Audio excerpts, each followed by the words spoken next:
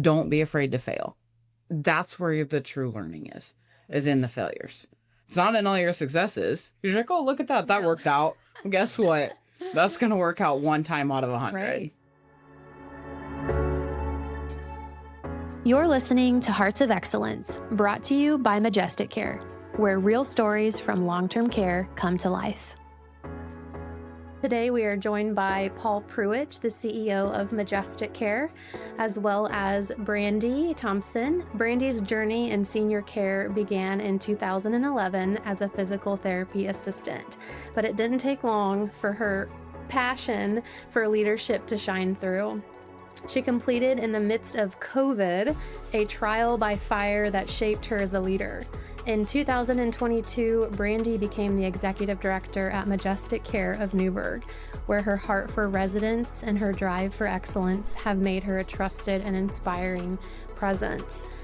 Paul brings that philosophy to life in his own leadership today, proving that when you pour into your care team, they pour into the residents. The entire environment flourishes because of that. This episode is a deep dive into what happens when leaders lead with heart. All righty. Hello, both of you. Hey. How are you guys? Good. How are you? Wonderful.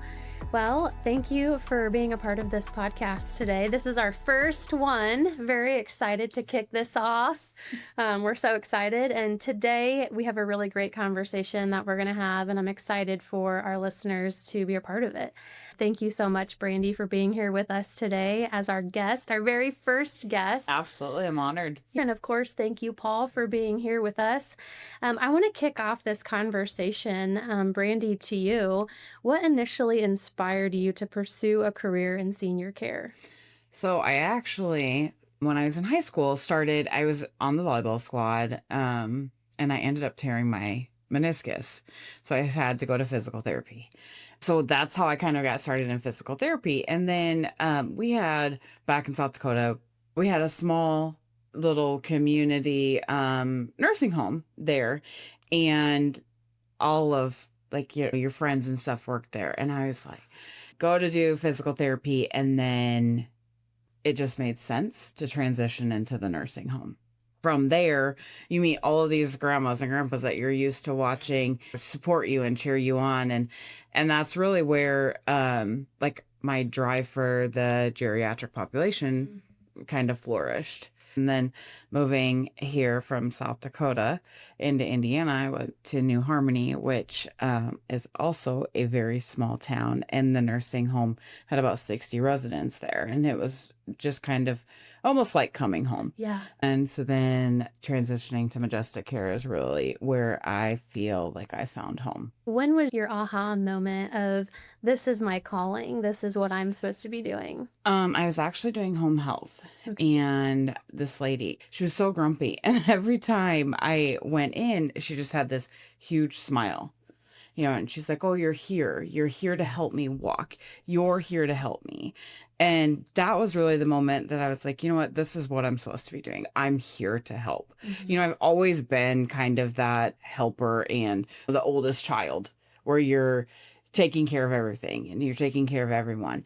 But it wasn't until that moment with that lady and knowing that she just was not comfortable with anybody else. But the moment I would walk in the door, that huge smile, and she's like, well, you're here to help me walk. Wow. And so then me walking in and assisting her and just that smile, that was when I really had that, this is where I'm supposed to be. So when did you transition? Because I know what my story is from being therapy to administration.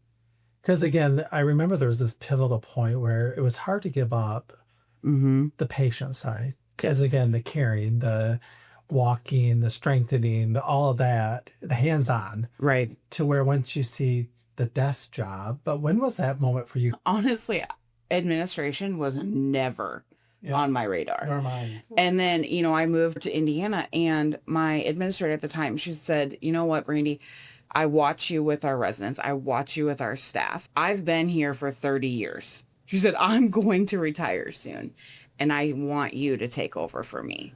And up until that point, I was like, there's no way.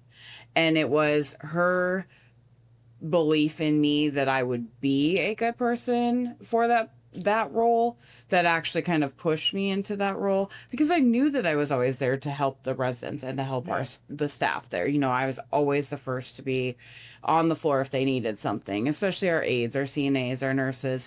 But it wasn't until she actually put that thought into my head that I even had any inkling of being an administrator. So somebody poured into you. Yeah. Yeah. It's like you're pouring into your caretakers. Absolutely. You're pouring into them. Because again, it is scary. It is. Because you're giving up your passion. And I always remember my boss always said, find the one thing that connects you back. And that's why I love going into the buildings again, is to round, because that's what takes me back to my clinical side. Oh, yeah. Because if I didn't have that connection, it's like, what am I doing this for again? But it's for the residents and it's care team members. So again, that's what's cool, is that's what poured into you. Yeah. And I'll pour it to your staff. Well, and still now, you know, our staff will send a message and like, hey, we need help. Like, somebody isn't here. And I'll throw my scrubs on and I drive the 2 miles to the building and we'll go and take care of our residents, because that's what we need. And that's how you show your leadership, is by, being alongside of our care team members. Right. Leadership side by side, arm in arm, because at the end of the day, if we can pour into our staff, if we can give them 100%, they will give 100% to the residents. And yes, because we all bring baggage. Oh, 100%. I always say dog peed in the kitchen and I'm mad at the dog. My wife and I argue or whatever, but we all bring that baggage with us. But if I know someone cares and somebody's there with me, I can get through anything. One of the things that I was thinking about on the plane on the way here, I'm like, what do I really want to make sure that I express? It's that our care team members, especially if they're leaving a facility, they're not leaving because they want to. And it's not anything that's happening in the building. It's because of things that are happening at home. And that's one of the things that I really love about Majestic Care. And, not to toot my own horn, but my leadership is being able to meet them and meet their needs that they not only have in-house, but they also have at home. So like when I'm asking someone, hey, can you stay over until 10 when you're supposed to get off at 6 p.m.? How about I send pizza to your kids? Because that's something you don't have to worry about. And so they're taking care of our residents while we take care of them. And that's one thing that I think is super important to our staff. It is. And then, how do you think that is different than leadership you've served under, right? Having that servant's heart approach to them, how do you see them show up differently? I'm pretty proud of this, and I know Jordan is, and I'm sure Majestic is, but for the first time in the 3 years I've been there, we are agency free. Yeah. That's awesome. And it took a lot. But, being under other leadership, it was like, you are a number. You aren't a valued member. It was just almost like so secretive. And then coming here, even when I started in 22, it was just all about us. During one of my first conversations with Paul, I said, here we are at the facility level pouring into our care team members. Who is pouring into us?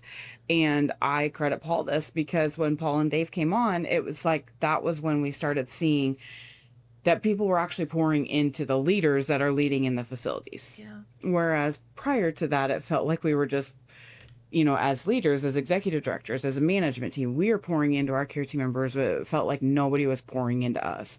And so in the last 3 years, especially under Paul and Dave's leadership, like you have really seen the pouring into the entire company as a whole. What's amazing is, so I can tell you there was a pivotal point in my career. So I've been going through my journey, PTA, administrator, regional, all these different roles. You do become tainted at times and you start looking at things as numbers. Right. And I remember there was this pivotal point where I'm just like, we need staff, just mandate somebody to stay. And I remember I had this moment of watching the conversation unfold in front of me, because again, I never had to be the one to go do it. Right. It was the director of nursing or the nurse manager. And I just had the staff member fall apart. And this was in my previous company, fall apart. And she just so basically telling me to leave my young children. We're not talking to age where they can be left alone. Leave them at home alone to stay here or quit my job. So I'm sitting there watching this and I'm like, oh my God, what are we doing? Mm-hmm. So it was a pivotal point for changing even my thought, like to what you said. And I commend you to say, okay, I need you to help take care of the residents. And if the barrier is your kids eating dinner, then I will take care of the dinner for them. Or if the barrier is, and I've worked with leaders that they will say, if you can do this, then I will make sure I can get you off for Saturday because I know that's important for you and I'll do this. But it's that give and take of a relationship versus just a 1 + 1 = 2. Right. And that's hard. That's harder than just saying you're mandated to work. And I guess if you quit, you quit. We'll just find somebody to replace you because your quality doesn't go up. No. Your regulatory world doesn't change. It's just one firefighting after another. But the hard work is, how much are you willing to stay that day into the evening trying to figure out the solution to help you stay to take care of the resident versus saying, well, it's a one and done no door because I have to leave. And that's hard. And I appreciate your comment because, again, we do need to pour into our leaders. You have one of the hardest jobs. Yeah, it's not easy, but it is rewarding. And that's what makes it worth it. But again, how do we pour into you guys to continue to help develop leadership skills? Because it is a skill. It's just like going back through therapy school. Yeah, 100%. We had to learn all these skills and new things. Leadership's the same thing. So how do we continue to best into that? Right. Well, and the thing is like every single day is something different. Yes. You know, you think about therapy. You have your fundamentals, and that's how leadership is.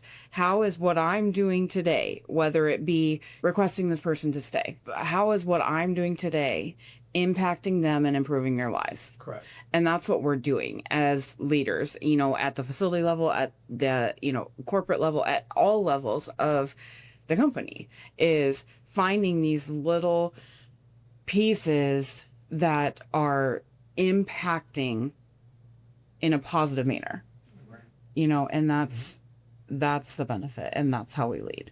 I would agree with you. And I think in your references, you know, as we go through our careers and our journeys, we've all probably worked, we all bring the baggage. Not that it's about the kudos, but it is about just the recognition of saying, you know, thank you. Right. Because you gave up something. Mm-hmm. You gave up something with your family. Right. To ensure that Chelsey could give up something with her family to take care of the resident. But who recognized that? Right. And that is what we have to be called to as leaders, especially when we get into upper leadership, is, are we truly taking care of the core? And the core is your role, my role. Like, are we taking care of each other even? And are we holding each other accountable? If we go back to our core values, are we really following that accountability? Right.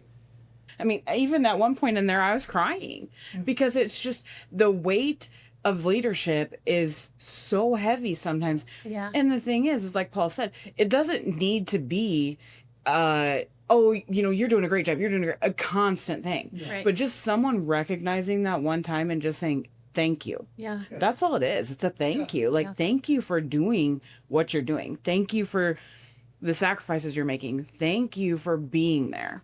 Yeah. And having that was just an amazing feeling. So, Brandi, earlier you mentioned your job is extremely hard as the executive director at Majestic Care of Newburgh.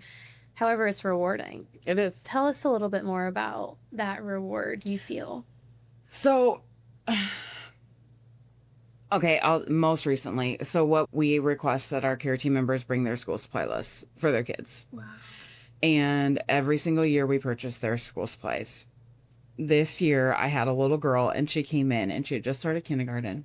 She just started kindergarten and she said, I wasn't sure I was going to have all the cool kids supplies. It's that smile on their face. That is the most rewarding part of leadership to me. Yeah.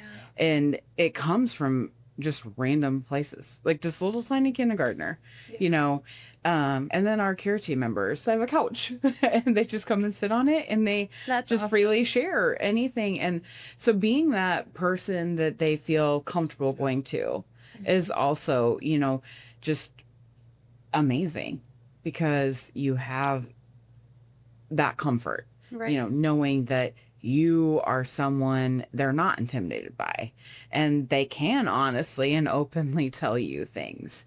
And when you get the opportunity to be able to assist with some sort of burden or lessen a burden for them, like the impact on you is truly inspiring. And I think that's where we get business wrong sometimes, is we think it's so separate, right? It's compartmentalized, because that's what we're told when we go into a leadership role, is you check your emotions at the door, you leave your home life at home. And while some of that it can be true to an extent, we're all one person, right? We bring everything, our whole selves with us. So I wish more leaders would have that same outlook, because we all know we do have resources, right? Like, how much did it truly cost you to do that, right? But you were willing to say, what can we do to give back to our care team members and their family members? There was little to no impact financially, I'm assuming, right? Yeah. But the impact that you made on that little girl and those families is pretty remarkable. So thank you for sharing. You know, and that's the thing with healthcare is, you know, there's this financial piece, right? And on the business side, but also on like our care team member side. And if we're stressing about finances at a corporate level, how are they doing at a home level? Because if you think about it, the Majestic Care of Newburgh is no more than a big home. I'm the dad, or my director of nursing is the mom. You have your kids. We're taking care of that, but who's taking care of our kids who are taking care of their own homes? And that's where we're at. What's amazing to me is when I went into leadership, it is a task. You look at your P&L, you look at your audit, you look at your reports, you look at this, and if this is a variance, what are you going to do about it? And you do become almost like I said about with the one person where I was like, oh my gosh, what are we doing to our staff? You become very rigid and task oriented, but nobody pours into leaders to really say, that's just a tool. That's not. Nobody teaches you how to use the tool. They just give you all the papers and all the forms and all the binders and all the books and all this. But nobody really sits down and says, you know what? This is a tool, but use your heart to guide your tool. And that's okay. That's good. And you can do that. And you're not going to do wrong. And guess what? You may fail. And you probably will. And that's okay too. Yeah. But how fast, I always say, it's not about the failure. It's about how fast did you get back up and fix the problem? Yeah. And that's the same thing. And I think in leadership, that's what we have to really pour into our leaders. It's like, it's okay. It's okay. You got the immediate jeopardy. It's okay that this happened. How fast did we move? But that's what I don't recall anybody ever teaching me. I think it was more through I always call them the stripes. The stripes of, you earned your stripes. Through the good, the bad, the ugly, all the kicks and the bruises and the cuts, and that's how you learn. And I remember I asked, because my first immediate jeopardy, I asked a bunch of seasoned administrators, I'm like, how did you learn how to handle this? Yeah.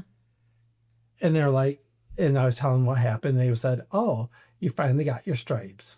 That's how I learned, is going through the bad experience, how to navigate differently. But nobody taught me. And that's the sad part, because we should be teaching. Yeah. And we should be giving people the freedom to say, it's okay to fail.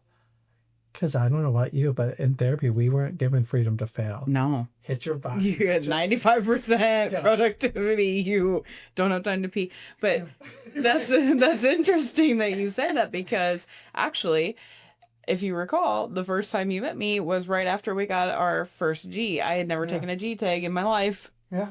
And I cried for a very long time. And Paul said to me, it's okay. Yeah. You learn from this experience and you figure out what you're going to do and how you're going to improve it. And we, decreased our tags this year for annual, and thankfully no G tag and everything. But it was that moment, because here I am, I'm like, oh my gosh, like this is a terrible reflection of us. This is a terrible reflection of our building. Like, and it was Paul saying, it's okay. Learn from it and grow. Yeah. And so that's how that's what I say to my department heads all the time. For instance, our HR coordinator, we had a license that expired, and she's like, oh my gosh. Like, stop. You've identified the problem. Correct. How are you going to fix it? And we move forward. Correct. And it was, oh, okay, I'm not in trouble. I'm not going to lose my job, because I think that's a constant concern for people. It's like, if you, it's like, oh my gosh, I failed. So now I'm going to lose my job. What am I going to do? Well, Right. no, you're not going to. You're going to learn and you're going to grow, Right. and that's where we are changing the face of leadership, I think. Yeah.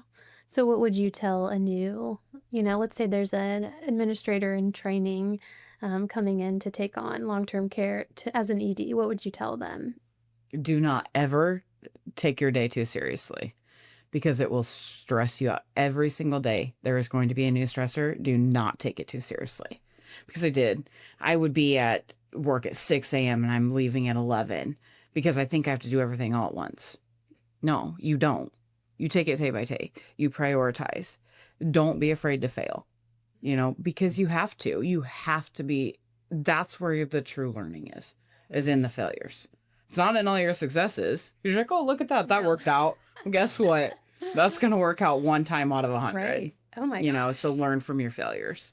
That's exactly right. And don't be afraid. I never afraid. learned anything by Right. success. I got to success from failure, right? Right. And then the thing is don't quit.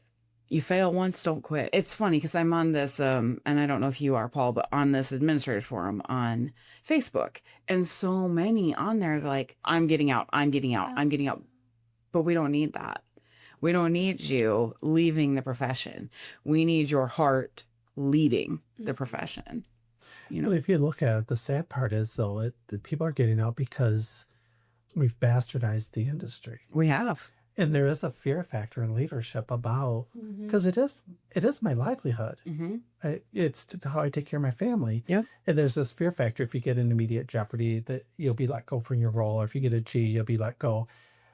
But again, going back, I'll encourage people, it's not about just the tag. Yep, you got the G. Okay, we got it. But it's about fixing it. Mm-hmm. Did we fix it? Did we identify the problem, fix it, and moving forward? Because again, we take care of people. Right. And it's messy. Yeah. People are people. We're very dynamic beings. And I could be standing here fine, and I could next minute have an episode with my blood sugar. Because I'm dynamic. But that doesn't mean I'm failing. Right. It just is what it is. So then you fix it, you move on, and you move forward. But again, I think people are leaving the industry, and I think people are leaving because the leadership isn't pouring in, and they're not making it safe, and they're not working and developing. So what I would say to a new person coming in, first of all, don't be shocked if someone gives you the keys and say, I hope you show up tomorrow. Because that's what we do in the industry. We don't. But the most of it is take a step back and realize that you are going to make a difference in somebody's life that day. And that's whether it's a care team member or it's a resident, you will impact someone in a very positive way.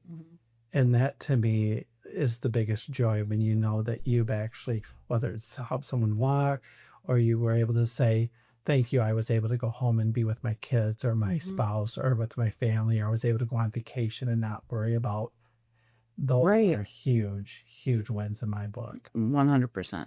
That's amazing. Paul, you mentioned earlier you knew when it was your calling to go from a clinician to an administrator. When was that moment for you? So I was a rehab director in the building I was at, and I had this moment where a resident got hung up in a bed rail and passed away. Oh, gosh. So there was this pivotal point where they completely turned the building upside down. And being upside down it was in complete chaos and turmoil. Staff members crying. And these are people I worked with. I knew their heart. I'm like, there is no way anybody in this building ever would have wanted that to happen to anybody. But the way they treated people and the way I saw it, it was like, there has to be something better than this. This can't be the solution. The way this culture was. And so I am a firm believer, either you complain about it and just become a victim of it, or you say, I'm going to change it. So that was my pivotal point, where it's like, I don't want to be the victim of this regulatory world where it's just how we treat people. I want to bring solutions. I want to be part of the forward movement of change. And again, that was years and years ago. We're still out there, but I still believe we can change the environment and we can do it different. And what does that look like? I don't know. All I know is that what looks different to me is knowing that a resident has the highest quality of life. And quality of life does not always have to mimic what I think it should be, but what is their quality of life? What does that mean? And that's what I want to advocate for. And that's what I want to fight for our care team members. And if I have to stand beside Brandi in her building and fight with a surveyor to get that success, that I will do it, because at the end of the day, we're not going to write a policy just because a surveyor says you should have a policy. Well, yeah, shouldas, wouldas, and couldas. But we're not going to, just because you think that, is that the right thing to do? So that was my pivotal point. That's the thing, is surveyors go off black and white. Right. You know, leadership, long-term care is not black and white. No. You know, you find your journey in the gray. That one pivotal moment, that's your gray area. And that's where you find it. And that's where we lose good people. Because if you guys would have been in the building, it was about 125 bed building. And we ran in the 90s. So it was a lot of people, a lot of staff of that. And if you were to walk the building and just saw the discouragement and the fear and the anxiety and the turmoil, just all those factors, it's like, no wonder people leave this industry. Right. And again, are these bad people, these surveyors? No, they're following a black and white rigid process that they're being held accountable to. And again, because they're clinicians. Right. And again, so they're following what they're being told and what they're being directed. But again, it's a culture that has to shift. And people have to be given freedoms. And again, it's policy and procedures that are written at a regulatory level, at a CMS level. And again, are these bad people too? No. It's just, again, it's the process and the systems. It's not the people. I would much rather be in your building with you or with the kid. Yeah. There's times I'm in Washington, there's times out advocating for change. Because that's where it really starts, is we have to really get the message out there for change. Because again, seeing as the nurses, they just want to do what's right for the resident. If the resident wants to go outside and do A, B, and C, they want to be able to let them versus feeling like they're in a prison. Yeah. We actually had during our most recent state survey, a surveyor wanted this resident to get up and take a shower. And because his sister wanted him and he wanted to take a nap. And our care team member said to the surveyor, I apologize that you are not going to get what you want today, because this resident is adamantly refusing to get up and take a shower, and it is his right to refuse to take a shower. And I do not work for you. I work for him in his home. And the surveyor came to me and she said, I'm sure she is terrified because of what she just said to me, but I appreciate that she did, because as surveyors, we are so in the book that we forget why we're here. And I told our care team member, I said, I want you to know that you made an impact on this person's life today, because I think they forget too. You know, they're like, oh, well, this is a job. I'm here for this. And, and it was that fear that she was like, oh my gosh, I think I might have messed up. And I said, you didn't. You know, you impacted this surveyor and reminded them of why they are here and why they are in long-term care. And that takes a lot of courage. Oh, 100%. A lot of Because I'm going to be honest, I don't even know if I would have had the gall to say that in the middle of it. Like, oh my gosh, you know. Because in your head, you're just trying to figure out, like, oh my God, how do I get this surveyor out of the building? How do I get that answer to them quickly? Yes. And so, what am I going to do here that's not going to negatively impact all of this? And so just her For saying, your care team member, you know, advocating for the resident, that they always can't advocate for themselves. No, not yes. So we all deserve to have someone that's advocating for us. So that's awesome. Yeah. I love that. Thanks for sharing that. Great. That's awesome. Brandi, what makes Majestic Care different from other places you've worked? Prior to coming to Majestic, I was just a number. It was, this is the rule you have to have. This is where you need to be. This is, you know, you need to meet this standard. You need to have this. You need to have this. You need to have this. And it was in the off time, you know, at one of the buildings, and staff needed help. There were 65 residents in this building. I lived 45 minutes away. I was the director of rehab. There were 2 CNAs. And one of the CNAs called me, and she's bawling. yeah. And she was like, I cannot get the director of nursing to come in. I cannot get the administrator to come in, who was a CNA certified. And she said, I don't know what to do, but our residents need help.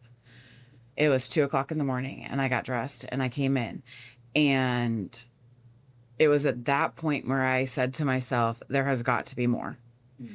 So I made the change. I left that company, went to a different company. And the person that hired me, the regional director at that time, phenomenal, constantly available for me. And I was like, okay, this is where I'm supposed to be. That director left. Another director came in, and this director did not care about me at all. Only wanted me to hit these numbers so that she could bonus. And that was her exact word to me. Oh, wow. You need to hit this so that I can get my bonus. I was there for 5 months, and I left and I went to Majestic. I actually followed the RDO that had originally hired me at that place. She had gone to Majestic and she said, I promise you're going to love it. I came in and immediately, like, I was welcomed here at home office. Everyone came in. And, you know, it was different leadership, and everyone was like, Brandi, hey. And then I came to a meeting up here a month later, and every single one of those people remembered my name. I didn't have a name tag, you know, and at that point, I think we had 40 some buildings. It was prior to our expansion. I'm like, how do you remember me from meeting me one time?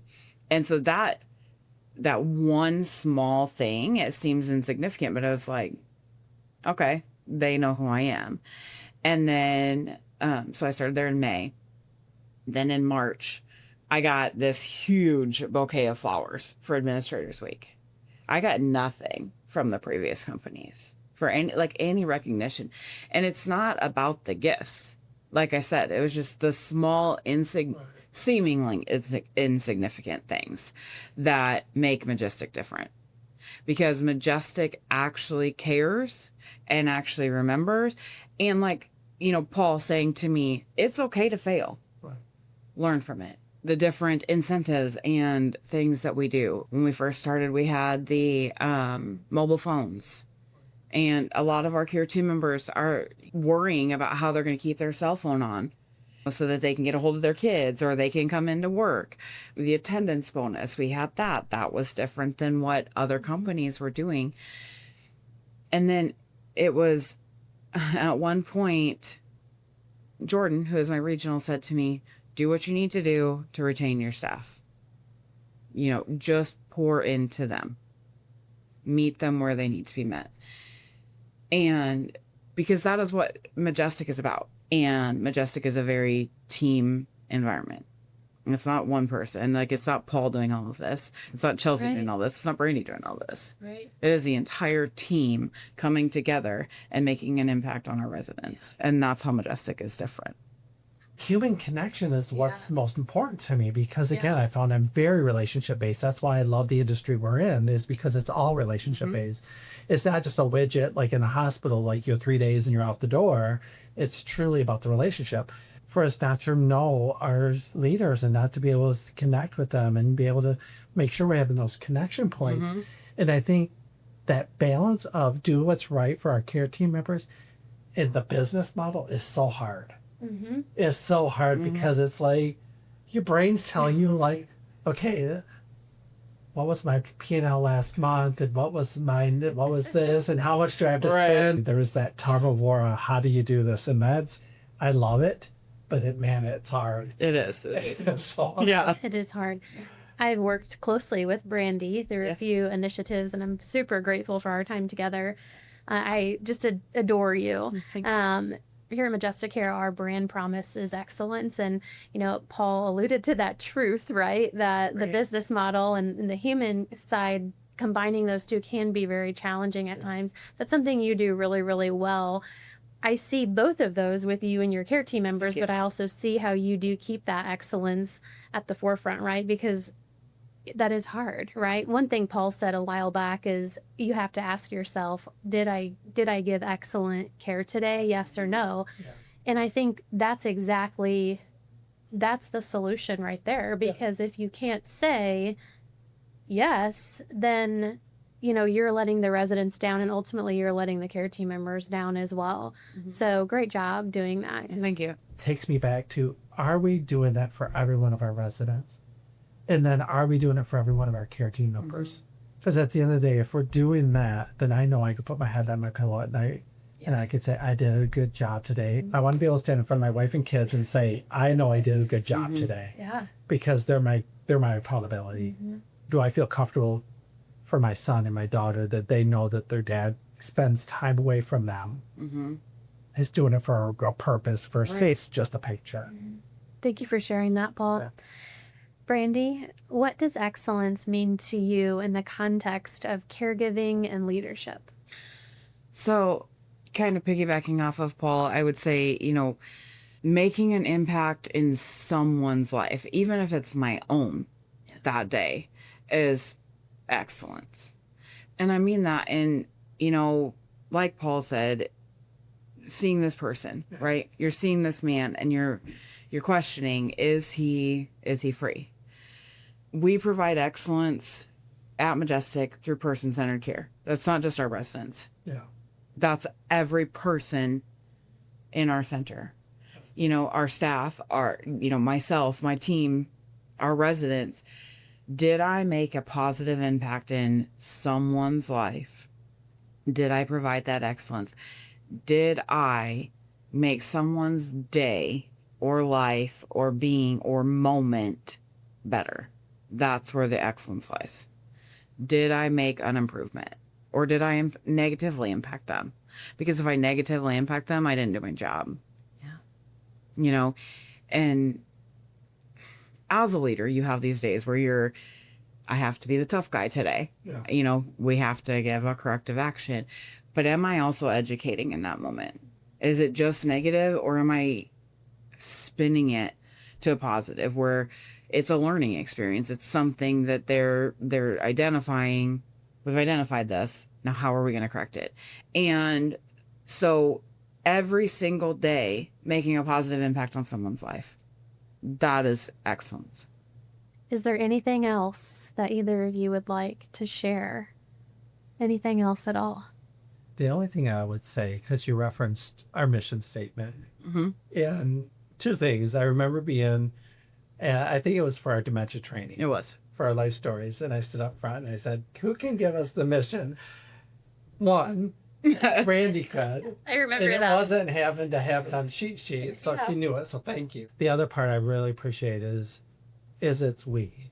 So if you think about when we kind of, I'll call it the 2.0, because when I started 2 years ago, we took the current mission statement and we tweaked it. So we didn't rewrite it, we just took it, modified it, and tweaked it.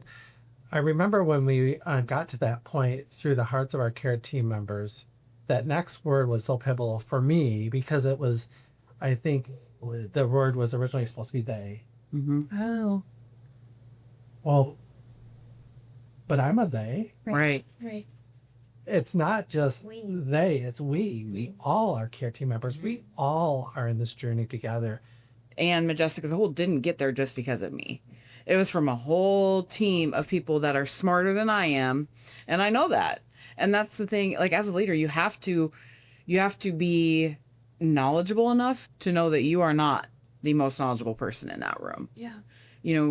As an administrator, you have to know parts of every piece of everybody's position. But could I sit down and do an MDS from start to finish? Absolutely not. Could I sit down and, take care of our residents and the social services aspect? No. Do I know enough to probably get myself in trouble? Yes. Yeah. But our team, the we, is what makes you succeed. Yes. And that is the most crucial part for me of being a leader, is everything that you are identifying in the we. Right. It is the we that gets you to where you need to be. It's always been a pet peeve of mine when people intentionally say, I did this, or I rolled this out, or that's always been a pet peeve of mine, because we know that is just not the case. And people we don't own anybody. It's not my, it's, so I'm glad that you brought that up. You asked me earlier what the difference with Majestic and different companies. We are a we company. It's not Paul's company.